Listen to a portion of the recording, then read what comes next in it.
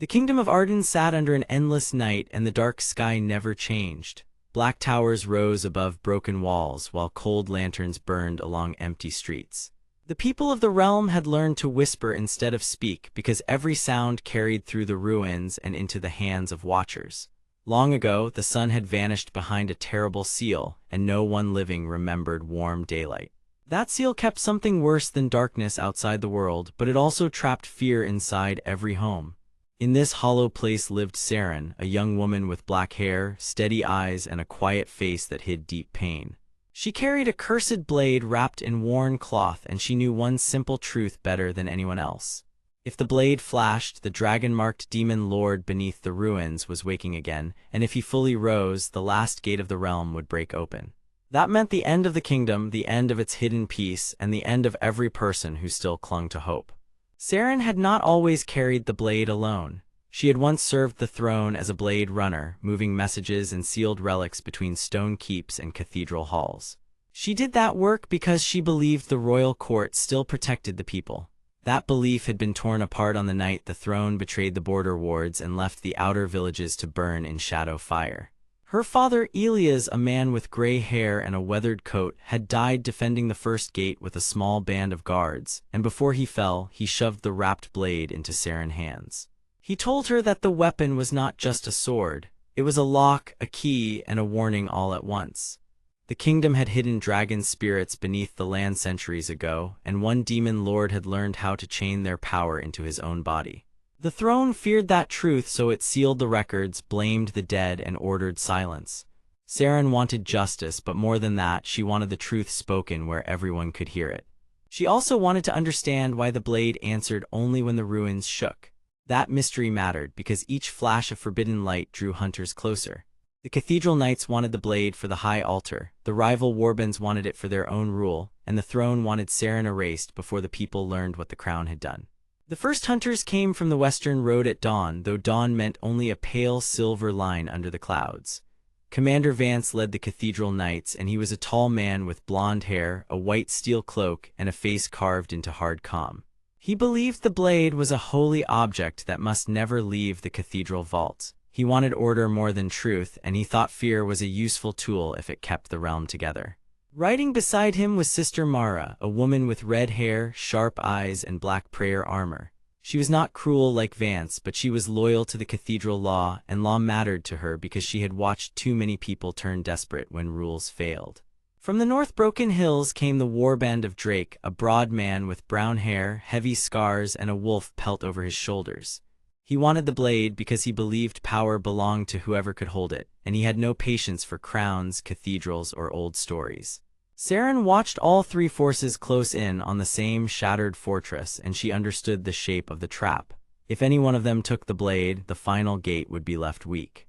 If the demon lord rose in that moment, nothing could stop him from using the kingdom's own fear as a weapon. So Seren ran through collapsed halls, vaulted over cracked stone, and cut through hanging banners that had already gone gray with dust. Every time her hand touched the cloth around the blade, a dim red pulse answered from deep under the earth, like a heart trying to wake. Inside the fortress, Seren met Luke, a young man with black hair and a torn healer vest who had been hiding in the old supply rooms. He had once served the cathedral, but he had seen the royal guards turn away from starving families, and he no longer trusted any side that asked for blind obedience. Luke wanted to protect the wounded and keep one small corner of the realm from falling apart. He told Seren that the blade was never meant to destroy the demon lord alone. It was made from the first dragon chain, forged when the early kings trapped 7 dragon spirits under the capital and built the final gate above them. The curse on the blade came from that chain because every time someone used it with anger, it drank that anger and flashed brighter. Luke also revealed a painful truth. The throne had not only hidden the records, it had used the demon lord as a threat to keep the people obedient even after the danger became real. That meant the crown was not simply weak. It was feeding on fear because fear made the kingdom easy to rule. Seren felt anger rise in her chest, but she also felt something else. The blade was heating in her hands, and the red glow was turning white at the center. That meant the demon lord was no longer only stirring, he was listening. The earth cracked below the fortress chapel, and the floor of the old hall split open with a harsh stone scream. From the gap rose a shadow covered in crimson marks, and chains of light circled around it like broken halos. The dragon-marked demon lord had not fully taken shape yet, but his voice rolled through the ruin like a low drum. He said the throne had chained his body, chained the dragon's spirits, and chained the truth itself. He did not want peace, and he did not want mercy. He wanted the final gate opened so he could reclaim the world that had been stolen from him, even if the kingdom shattered in the process. That was the first great twist for Seren. The creature under the ruins was not merely a hungry monster. He was a prisoner who had learned to turn rage into freedom, and he knew the throne was built on the same betrayal he was now using. Before Seren could answer, the cathedral knights and Drake warband burst into the chapel from opposite sides, and both forces assumed Seren had awakened the horror on purpose. Vance ordered the knights forward. Drake ordered his fighters to seize the blade. For a moment, the ruined chapel became a battlefield of shouting steel, broken prayers, and flashing sparks. Seren stood in the center, and the cursed blade burst with blinding white light, cutting through smoke and revealing faint dragon sigils carved into the chapel walls. Those marks were not decorations, they were warnings. They showed that the final gate above the capital was failing faster than anyone knew. Seren did not flee when the truth became clear. Instead, she climbed the fortress stairway with Luke at her side and the blade burning in her grip. She wanted to reach the final gate before any army could claim it, because she finally understood the terrible choice before her. If she sealed the gate, the realm might survive, but the throne would keep hiding its crimes, and the people would remain trapped under lies.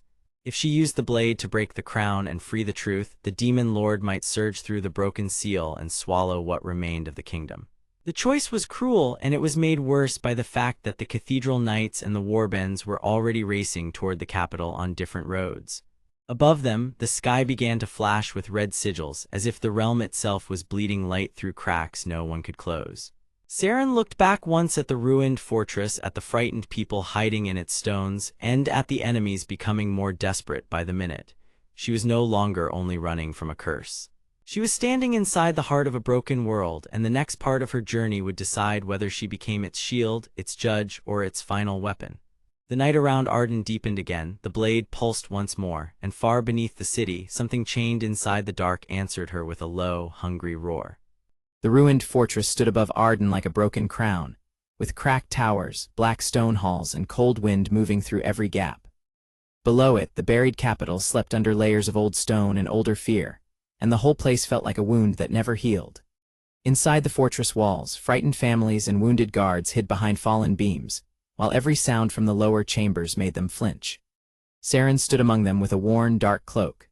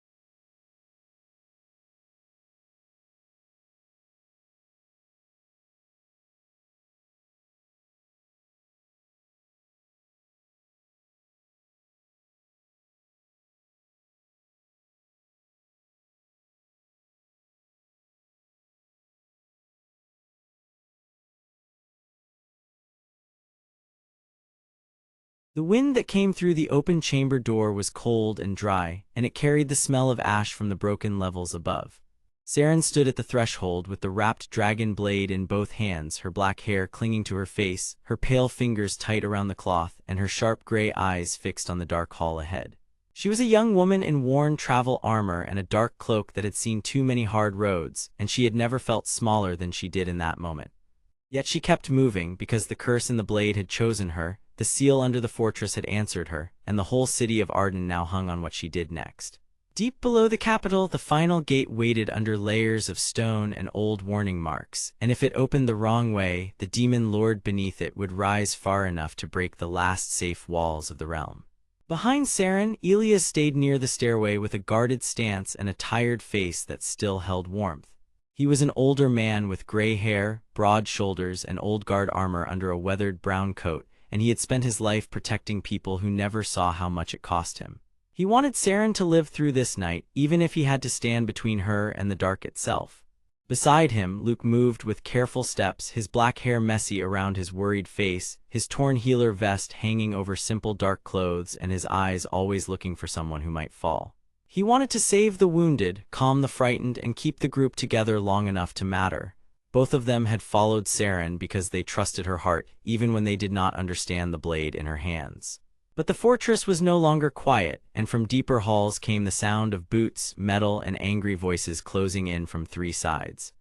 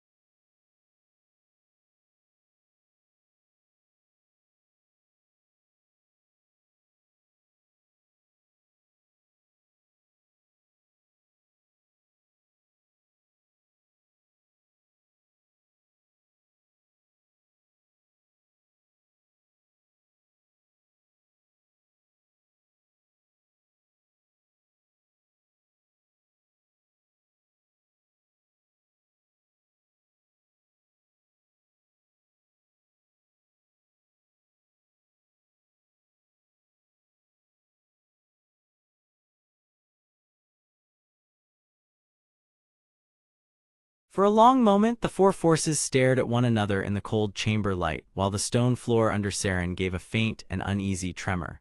Vance spoke first, his voice sharp and low, and he ordered Seren to hand over the blade so he could secure the seal and protect the city. Mara warned that any touch upon the final gate without proper rites would awaken what the cathedral had buried for a reason. Drake laughed and said the reason did not matter if the world was already broken, because a strong ruler could shape what came next. Elias stepped forward then, his hands open but ready, and he told Seren that no one in the room was telling the full truth. He had not spoken often in the past hours, but now his voice carried a hard truth that made even Luke look up. He said the fortress was built not just to trap the demon lord, but to keep the dragon blade and the seal tied together, because one could not be understood without the other. Seren had feared the blade was a curse that marked her as a burden, but Elias revealed something worse and far more important. The curse was a lock, and the bloodline that carried it was not chosen to suffer alone. It was chosen to decide. That truth changed the air in the chamber, and even the enemies seemed to understand that the old story was larger than any one of them. Seren looked down at the wrapped sword and felt it warm under her hands, as if it heard every word. The faint red cracks along the hidden blade brightened, and a white-hot glow began to pulse beneath the cloth when the ground trembled again. Far below the stone, something vast stirred, and the deep hum that followed made the candles on the wall bend sideways. The final gate was not a simple door. It was a massive ancient seal carved with dragon sigils and warning marks, built to hold back the demon lord and the chained dragon spirits beneath the capital. Luke backed away from the center of the floor and pointed to the edges of the chamber, where fresh cracks had started to crawl through the stone. He said the pressure was building fast, and if the seal was forced open or forced shut the wrong way, the chamber could collapse and bury everyone. That made the choice brutal and simple. Seren could obey Vance and risk turning the seal into a weapon of control. She could trust Mara and leave the gate sealed, even if the hidden power beneath it never stopped calling. Or she could follow the pull inside the blade and enter the seal itself before the others decided for her. Before anyone could reach her, the floor split with a violent rumble, and a line of cold light raced across the chamber like a living wound. The blast of wind pushed everyone back, and dust poured from the ceiling in thick gray sheets. Vance held his ground, but even he had to brace himself, while Mara crossed her arms in a protective gesture and Drake grinned like a man who had finally found a fight worth chasing. Seren almost fell, then Elias caught her shoulder and steadied her long enough for her to see the center of the room open in a circle of black stone. Under that stone was a deeper chamber, and in that lower hollow, the final gate rose into view. It was larger than she had imagined, with dragon sigils cut so deep they looked like scars in the earth, and old marks that warned against greed, pride, and false faith. The dragon glow from the blade answered the seal, and for one breath the wrapped weapon in Seren's hands sang with heat so strong that even Drake stepped back. Then a voice came from the dark below, low and broken and not fully human, and it spoke Seren's name as if it had been waiting for her since the first day the fortress was built. Seren did not know whether the voice belonged to the demon lord, one of the chained dragon's spirits, or something older that had learned to wear both hunger and grief. She only knew that the chamber now felt like the center of a much bigger lie. Elias looked at her with fear and faith at the same time, and Luke whispered that they had only a few moments before the crack spread wider. Vance raised one hand and ordered everyone to stand back because he was still certain that strict control could save them all. Mara began a prayer under her breath, not as a plea for comfort, but as a final demand that the seal obey the law of the cathedral. Drake shifted his stance and watched the glowing blade with open hunger, already imagining the power he could seize if the others failed. And Seren, with ash on her cloak and heat in her hands, understood for the first time that none of them could carry this alone. She had entered the chamber fearing the curse. Now she saw that the curse was also a warning, a key, and maybe the only path into the truth. The gate below was waking, the fortress was splitting, and the next choice was already pressing against her heart as the dark voice called her once more.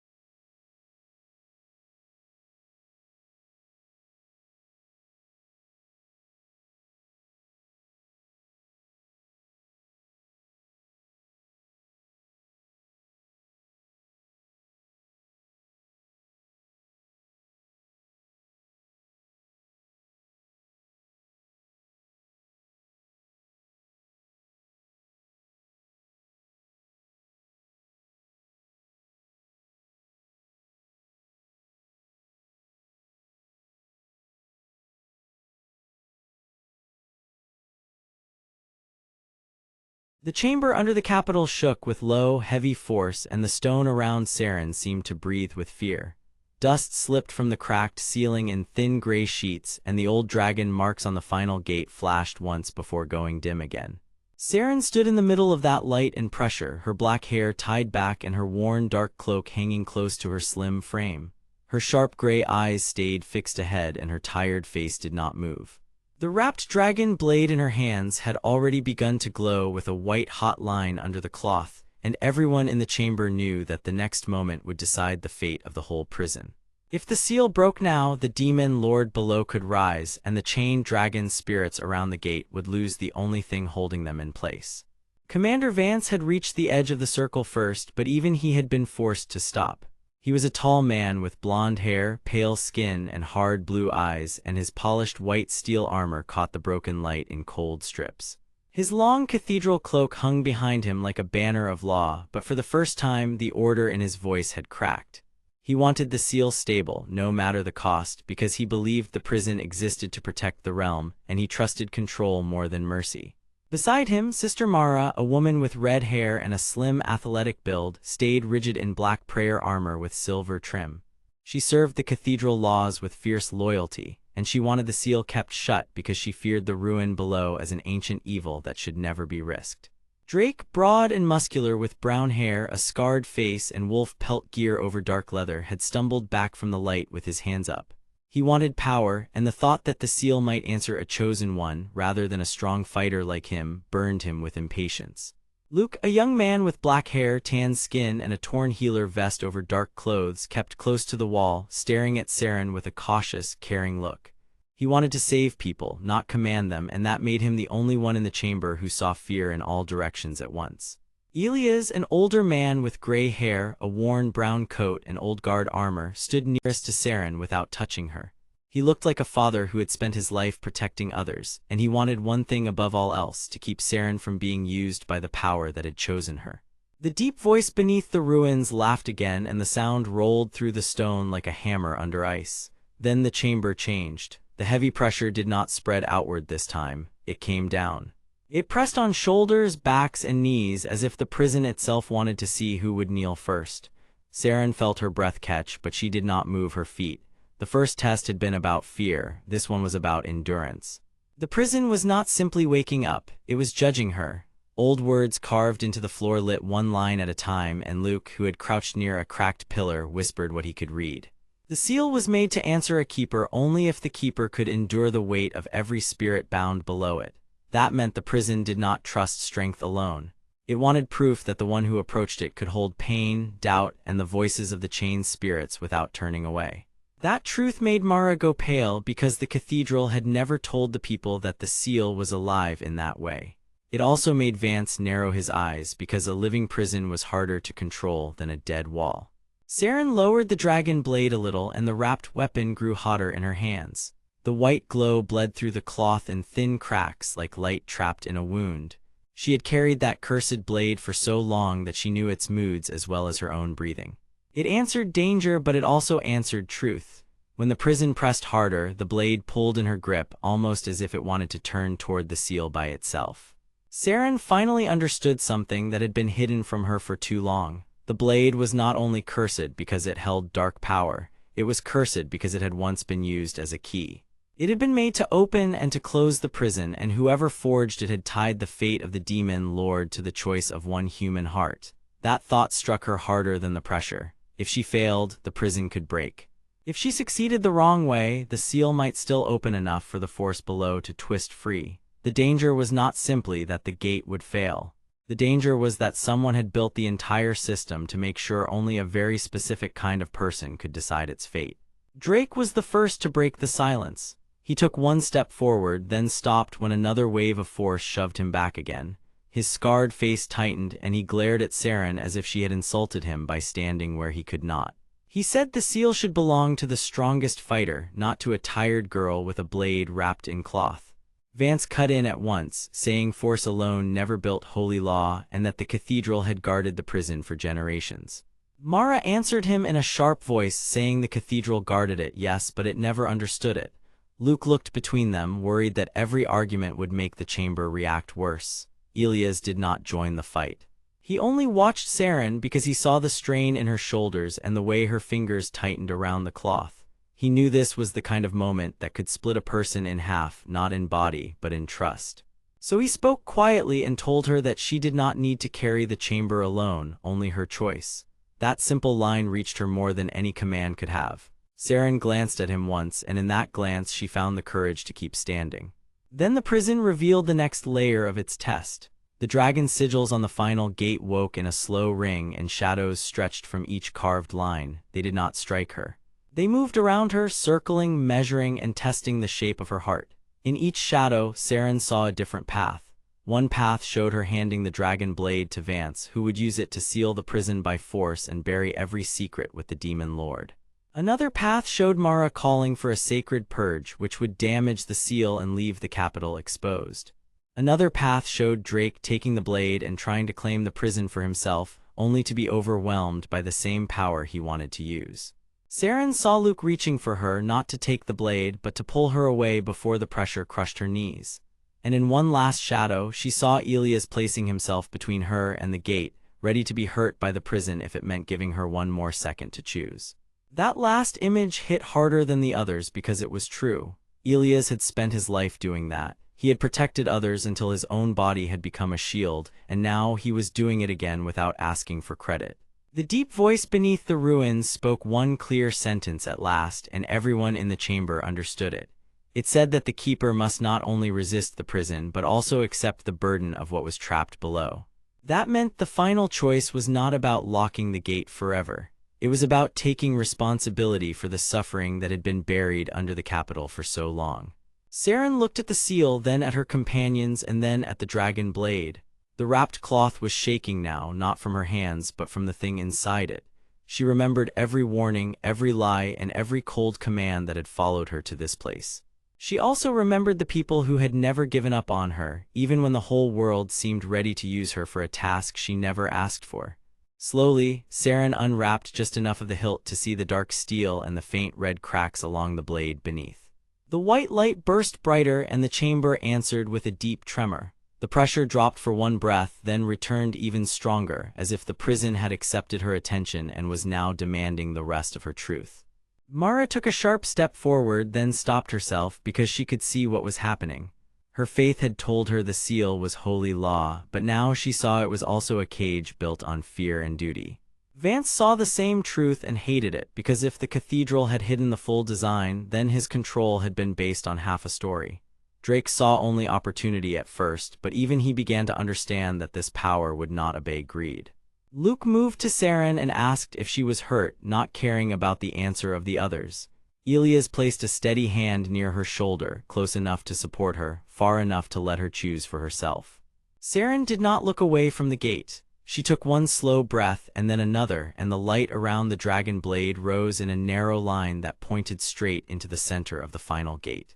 The old stone split with a sound like thunder inside a mountain, and every dragon mark across the seal lit at once. Deep below, the chain force stirred hard enough to shake the chamber walls, and a new voice, colder than the first, whispered through the opening gap. Seren felt the prison recognize her, but not as a winner. It recognized her as a key that could either save the realm or release the worst truth buried under it. She tightened her grip, held her ground, and stepped 1 foot closer as the others watched in stunned silence. The next choice was coming fast, and whatever waited beyond that opening wanted her to answer it now.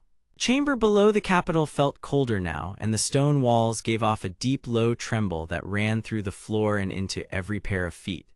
Dust drifted through the air in thin silver lines, and the broken seal ahead opened like a slow eye waking from a long sleep. Seren stood at the front of the group with her black hair tied back, her pale face tight, and her sharp gray eyes locked on the widening crack. She was a young woman with a worn dark cloak, leather travel armor, and a wrapped cursed blade in her hands, and she had come this far because the truth under the capital had finally called her name. Behind her stood Elias, an older man with gray hair, a kind but worn face, strong shoulders, and a weathered brown coat over old guard armor.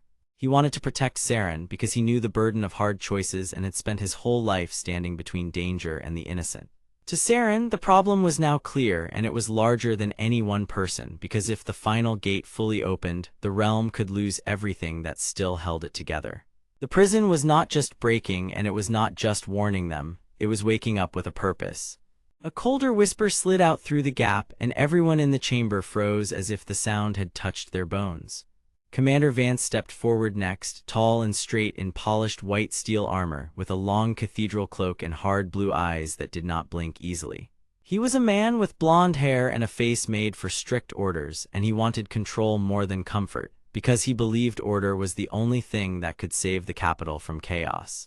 Beside him stood Sister Mara, a woman with red hair, a slim athletic build, pale skin, and black prayer armor with silver trim, and her serious eyes watched everything as if every breath could be judged. She cared about cathedral law, and she believed rules existed for a reason, even when the truth became painful. On the other side, Drake shifted his broad, muscular frame, his brown hair falling near a scarred face, while his dark leather warband gear and wolf pelt made him look like a man who wanted power before wisdom. He was impatient, fierce, and hungry to claim whatever waited below before anyone else could stop him. Luke stood near the back, young and careful, with black hair, tan skin, and a torn healer vest over simple dark clothes. He did not want glory at all. He wanted people to survive, and that made him important because he could see danger in both sides without pretending one side was clean. The new voice whispered again, colder than before, and it said one simple thing. The gate had recognized Seren, not as a champion, not as a prisoner, as a key. That truth struck her harder than the shaking floor. Seren tightened her grip on the wrapped dragon blade, a cursed sword with a dark steel hilt, faint red cracks along the blade, and a white-hot glow that flared whenever the demon lord stirred beneath the ruins. She had carried it like a burden since the journey began, and now the sword seemed to respond to the voice with a harsh pulse of heat. The blade wanted the gate open, but it also seemed afraid of what was behind it, and that frightened Seren more than anything else. Elias moved to her side, low and steady, and told her that keys did not always open doors for the person holding them. Sometimes they opened doors for whatever had been waiting on the other side. Commander Vance heard that and hardened his jaw because he had no patience for fear when power was close enough to touch. He said the gate must be controlled, the blade must be secured, and the chamber must be claimed before the prison broke loose. Sister Mara agreed that the cathedral had hidden this place for a reason, yet even she looked uneasy when the second whisper turned into a deep rumble. Drake laughed under his breath and said the others were wasting time, because the thing below would either make a ruler or destroy a fool, and he intended to be the one standing closest when it happened. Luke looked at Seren and told her in a careful voice that he believed the gate was reacting to the curse in the blade and to something inside her blood. Seren did not understand that last part yet, but the way he said it made her feel like the floor had shifted beneath her feet again. The chamber had become a place of divided wills, and every person there wanted a different future. Then the opening in the seal widened enough to reveal a strip of black space and a line of carved dragon sigils glowing faintly with old gold light. The stone marks around the final gate were not random warnings, and Seren finally saw that they formed a circle of rules, not just a prison wall. The oldest mark was clear enough for Luke to read aloud, and it said the gate would answer only to a keeper with the burden of a sealed bloodline. That was the first twist, and it changed everything. Seren was not only chosen by chance, and she was not only carrying the cursed blade by accident. She was tied to the prison through her own family, through some hidden line that had been buried along with the realm's shame. Elias looked away for a moment, and that small movement told Seren he knew more than he had said. She turned to him in shock, and he finally admitted that he had found her as a child near an old ruin road, after the last keeper line was nearly erased in a palace purge. He had protected her ever since because he feared the crown, and he feared what would happen if greedy hands learned the truth. That was the second twist, and it cut deep, because Seren realized her whole life had been guarded by a lie made out of love and fear. Commander Vance heard enough to understand the shape of the secret, and now his cold focus changed. If Seren was a bloodline key, then the cathedral and the crown could use her to seal the prison forever, or open it in a controlled way and take command of whatever power remained beneath it. Sister Mara looked at Vance and saw that he was already thinking like a conqueror, not a protector. Drake saw the same thing and smiled because he loved any plan that left room for force. Luke only looked worried because he knew all power was dangerous when people stopped asking what it cost. The second voice in the gap then spoke again, and this time it was clear enough to sound almost human. It said the demon lord was not the only thing trapped below. The chained dragon's spirits were awake, and they had been holding the worst truth in place for centuries. The chamber shook harder, and pieces of old stone fell from the ceiling, forcing everyone to step back. Seren could feel the dragon blade burning hotter in her hands, and the wrapped cloth around it started to smoke at the edges. The voice explained with cruel patience that the demon lord had once been sealed, because the royal founders failed to stop a deeper corruption spreading through the capital. The dragons had chained themselves into the prison to keep that corruption from reaching the surface, but the final lock required a keeper who could hear both the prison and the blade. Seren understood then why the gate had recognized her. It was not calling her to be a hero in the simple way she had hoped. It was asking her to become a living bridge between two ancient powers that had hated each other for generations. If she refused, the seal could shatter under strain and let the buried corruption rise into the capital. If she accepted the wrong command, the prison could turn into a weapon for whoever stood nearest. That was the true danger, and now everyone in the chamber knew it. Commander Vance raised a hand and ordered Luke to stay back, Mara to prepare a blessing chain, and Drake to guard the rear, but no one moved exactly as he said. The fear in the room had become too real. Seren stepped closer to the gap, and the floor under her boots flashed with a ring of old symbols as if the gate itself was testing her resolve. The whisper asked her one question, simple and terrible. Did she want the truth, even if it broke the realm open first? Seren did not answer right away, because for the first time in her life she understood that bravery was not the same as rush. She had spent too long thinking that strength meant carrying pain alone, and too long believing that trusting others only made the burden heavier. Now she looked at the faces around her and saw something new. Elias was tired but loyal. Luke was scared but kind. Sister Mara was strict but honest in her own way. Even Commander Vance and Drake were not simple monsters, because one wanted control to prevent collapse and the other wanted power because he feared being left weak in a world that rewarded force. Seren realized that the prison had not only chosen a key, it had chosen a test for everyone present. She turned slightly and asked Elias why he never told her about the bloodline. He said he wanted her to choose her own life first, without the weight of ancient duty pressing on her shoulders. That answer hurt her, but it also made sense, and she saw that his silence had come from love, not betrayal.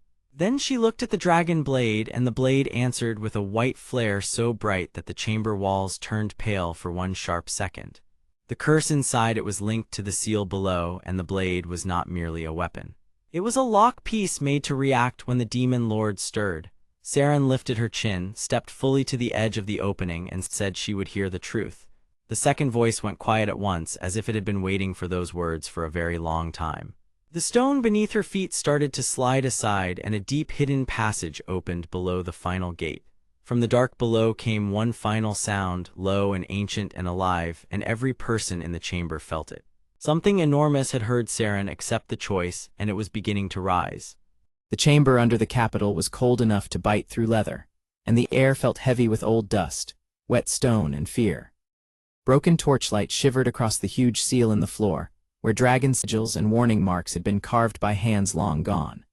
Seren stood at the opening with her black hair falling around her tired face, her slim frame still and tense under her worn dark cloak, while the wrapped dragon blade pulsed in her hands with a white hot glow. Deep under the capital, the final gate chamber shook with cold air and falling dust. Broken torchlight flickered across dragon sigils, and the cracked stone floor breathed out a hidden wind. Seren stood near the center, her black hair tied back under a worn dark cloak, her sharp gray eyes fixed on the dragon blade as it glowed white-hot in her hands. The danger was now clear to everyone. If the seal broke fully, the thing below would rise, the city would fall into panic, and the only power able to stop it might also destroy the one who carried it. Commander Vance stepped forward in polished white steel armor, his blonde hair bright against the dark chamber. He wanted control because he believed fear without order would ruin the capital faster than any monster.